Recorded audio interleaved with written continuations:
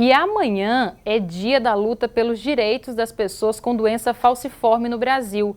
Entre 50 e 100 mil pessoas sofrem com essa condição. Oficialmente são registrados cerca de 3 mil novos casos por ano.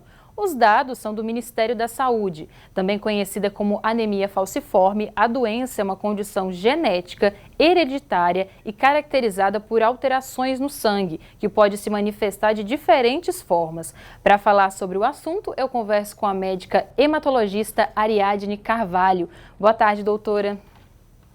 Boa tarde, tudo bom? Tudo bem, sim. Obrigada pela sua participação aqui no TJ. E eu queria começar perguntando o que é a anemia falciforme. A anemia falciforme, ela é uma doença genética, é uma hemoglobinopatia que a gente fala.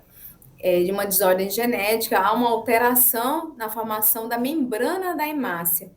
E quando há essa alteração da membrana da hemácia, ela tem uma conformação em formato de foice. Por isso que a gente chama de anemia falciforme. Formato de foice, de lua minguante. Algumas pessoas que têm anemia falciforme se autodenominam como lua minguante, por causa dessa conformação diferente da hemácia. E é uma doença hereditária, né? Então a pessoa ela já nasce com a doença. Como é que você descobre? É logo na infância? Sim, é uma doença hereditária, uma doença genética. Então, o pai e a mãe têm que ter ou a anemia falciforme ou portar o traço da doença falciforme. E a criança nasce com a anemia ou a doença falciforme. Tem alguma diferençazinha aí, mas vamos falar de anemia falciforme. Ela nasce com essa doença. O diagnóstico, ele é feito através do teste do pezinho. Desde 2001 foi instituído no Brasil o teste das hemoglobinopatias no teste do pezinho. Por isso que é extremamente importante que a criança saia da maternidade com esse exame realizado, ou quando nasce maternidade particular, que faça esse exame até o 7º dia de vida, porque vai fazer o diagnóstico das hemoglobinopatias.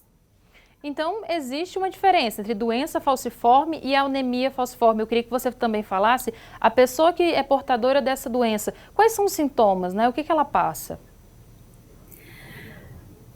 A anemia falciforme, quando eu falo de doença falciforme, é porque existem vários tipos genéticos. É o SS, SC, S-beta-talassemia. Então, quando a pessoa tem a anemia falciforme ou a doença falciforme, ela vai cursar com sintomas gerais de anemia, fraqueza, indisposição. E, em muitos casos, e a maioria dos casos, cursam com crise vaso-oclusiva dolorosa. Como é que funciona isso? O paciente, a hemácia do paciente tem uma formação diferente, como eu te falei, uma formação de lua minguante ou de foice. Essa hemácia em formação diferente tem uma meia-vida mais curta. Essa meia-vida mais curta é um fenômeno que a gente chama de hemólise. Quando acontecem essas hemólises, o paciente vai ter manifestações, seja de doença renal crônica, icterícia, que é aquele olho amarelado, sequestro esplênico, o baço aumenta de tamanho, úlceras de membro inferior, priaprismo, que é aquela ereção dolorosa, sem estímulo sexual, e muita pneumonia. As pessoas comumente chamam de pneumonia, mas é o que a gente chama de síndrome torácica aguda. Então, o paciente tem muitos internamentos por causa principalmente de dor óssea. E como é que é feito o tratamento, né? Tem algum acompanhamento médico?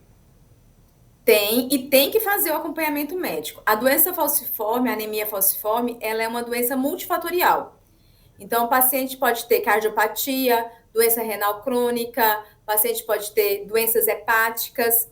Nas crianças menores de 5 anos de idade, até os 5 anos de idade, tem que fazer o tratamento profilático de infecções, porque a principal causa de morte na anemia falciforme na infância é infecção. E depois de infecção vem o sequestro esplênico, que é quando legalmente falando, a gente fala que o baço rouba sangue, o baço aumenta muito de tamanho e a criança fica pálida muito rápido, abruptamente pálida. E é um caso de urgência. Então, nas crianças menores de 5 anos, a principal causa de morte é a sepsis, as infecções e o sequestro esplênico. Então, para essas crianças, a gente faz profilaxia com antibiótico terapia, com PenV oral ou com a benzetacil. Para os pacientes todos, é usado o ácido fólico. O ácido fólico, ele faz uma diminuição das hemólises, ajudam a manter a estabilidade da membrana da hemácia e ela fica uma meia-vida mais longa. E em casos mais graves, de maiores complicações, tem a hidroxureia, para aqueles pacientes que têm muitas crises de dor, pacientes que têm muitos internamentos, a gente pode fazer a hidroxureia. Mas todos os casos precisam ser acompanhados. Precisam ser acompanhados pelo hematologista. Então, falando de direito da pessoa que tem anemia falciforme, é direito dessa pessoa ser acompanhada pelo hematologista, para que ele faça acompanhamento das complicações da doença. Ariadna, muito obrigada pelas suas explicações, né? Foi muito interessante conhecer mais essa doença e dar visibilidade para os portadores dessa doença.